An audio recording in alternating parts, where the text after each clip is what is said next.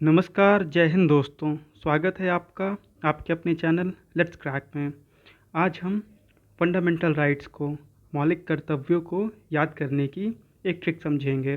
ठीक है, जो सारे 11 के 11 मौलिक कर्तव्य हैं वो सारे हम एक ट्रिक से, या उसमें 2 स्टेटमेंट हैं उनसे याद करेंगे। तो चलिए स्टार्ट करते हैं। पहले जान लेते हैं फंडामेंटल राइट्स के बारे में। ठीक है, सॉरी, फंडामेंटल ड्यूटीज़ के बारे में। तो इन्हें 42nd कॉन्स्टिट्यूशनल अमेंडमेंट एक्ट से 1976 इससे इंट्रोड्यूस किया गया था। ये ओरिजिनल कॉन्स्टिट्यूशन का पार्ट नहीं थे। इन्हें 42वें संविधान संशोधन के द्वारा जोड़ा गया था। ठीक है, और किस कमेटी की रिकमेंडेशन पे जोड़ा गया था? स्वरण सिंह कमेटी। ठीक है, स्वरण सिंह कमेटी है, इसकी रिकमेंडेशन पे इन्हें संविधान में या अपने कॉन्स्टिट्यूशन में जोड़ा गया था। ठीक है, तो ये जो 10 ए से लेके जे तक इन्हें 42nd से जोड़ा गया था, और ये जो 11वीं फंडामेंटल ड्यूटी है इसको 86 कॉन्स्टिट्यूशनल अमेंडमेंट एक्ट से जोड़ा गया था 2002। ठीक है, तो चलिए देख लेते हैं ट्रिक के जो 2 स्टेटमेंट हैं उसमें से पहला है एसी उड़ गई हाई वोल्टेज में। गर्मी का सीज़न आता है तो बहुत ज़्यादा लोड पड़ जाता है, मान लीजिए वोल्टेज बहुत तेज़ आ गया और एसी उड़ गई। ठीक है, तो ये स्टेटमेंट याद हो जाएगा। दूसरा है protect and develop public property through excellence in education. ठीक है, अगर एक्सीलेंस है एजुकेशन में तो जो पब्लिक प्रॉपर्टी को, पढ़े लिखे लोग हैं तो पब्लिक प्रॉपर्टी को प्रोटेक्ट करेंगे और उसे डेवलप करेंगे।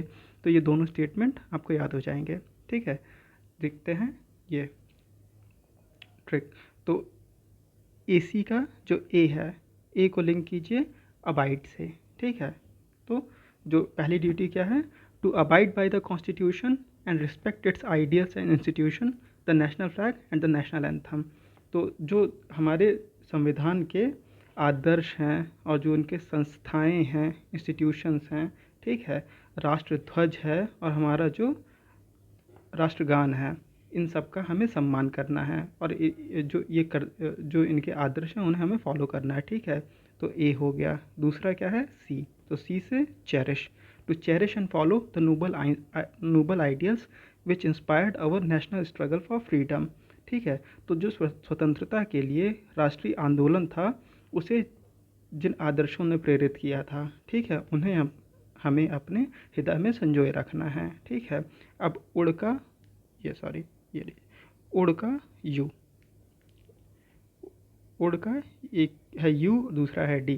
ठीक है, तो यू से uphold, to uphold and protect the sovereignty, unity and integrity of India.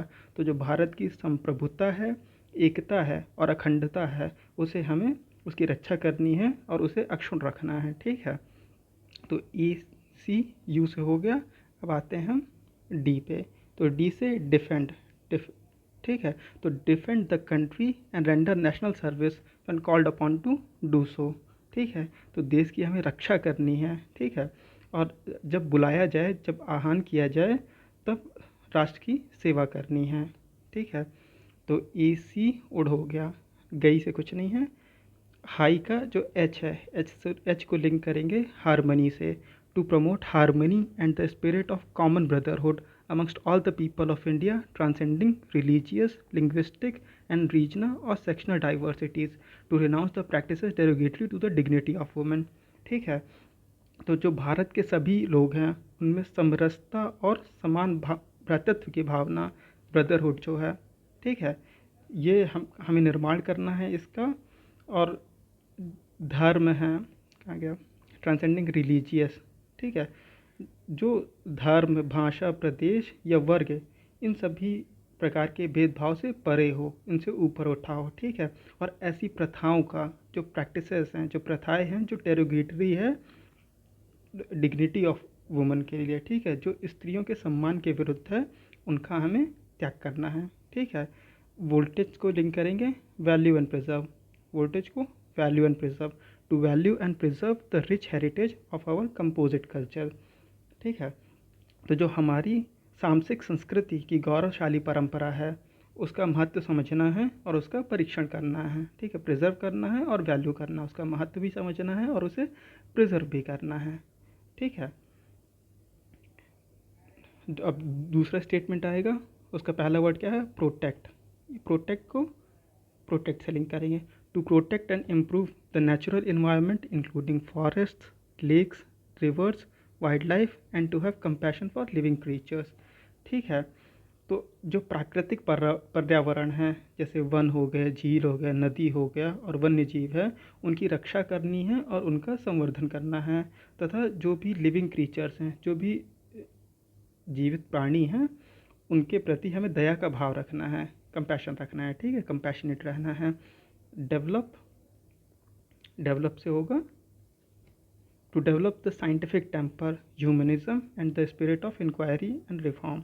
ठीक है, तो हमें वैज्ञानिक दृष्टिकोण से मानववाद और ज्ञानार्जन तथा सुधार की भावना का विकास करना है। ठीक है,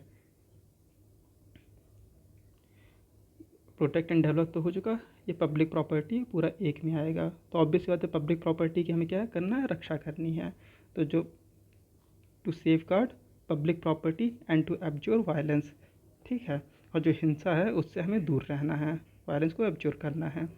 एक्सीलेंस का, एक्सीलेंस को लिंक करेंगे स्ट्राइव टूवर्ड्स एक्सीलेंस। ठीक है, तो हमें क्या है कि एक्सीलेंस के लिए स्ट्राइव करना है।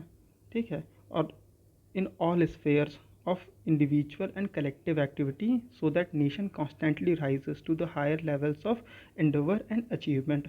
जो व्यक्तिगत और सामूहिक गतिविधियां हैं, उनके सभी क्षेत्रों में हमें ऊपर उठना है। ठीक है, और बढ़ने का सतत प्रयास करना है। ठीक है, जिससे कि जो हमारा देश है वो नई ऊंचाइयों को प्राप्त करे। ठीक है, नई ऊंचाइयों और उपलब्धियों को प्राप्त करे।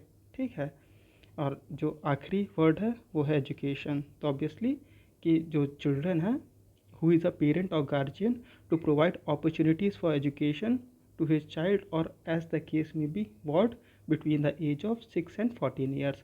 जो 6 से 14 साल के बच्चे हैं, उन्हें हमें एजुकेशन की अपॉर्चुनिटी, शिक्षा की जो अपॉर्चुनिटी है वो प्रोवाइड करनी है। चलिए, तो यहीं पे ट्रिक ख़त्म होती है। आशा करता हूँ आपको ये वीडियो अच्छा लगा होगा। अगर अच्छा लगा है तो प्लीज़ इस वीडियो को लाइक कीजिए, हमारे चैनल को सब्सक्राइब कीजिए और जितना ज़्यादा से ज़्यादा हो सके इस वीडियो को शेयर कीजिए। Thank you for watching. Have a nice day.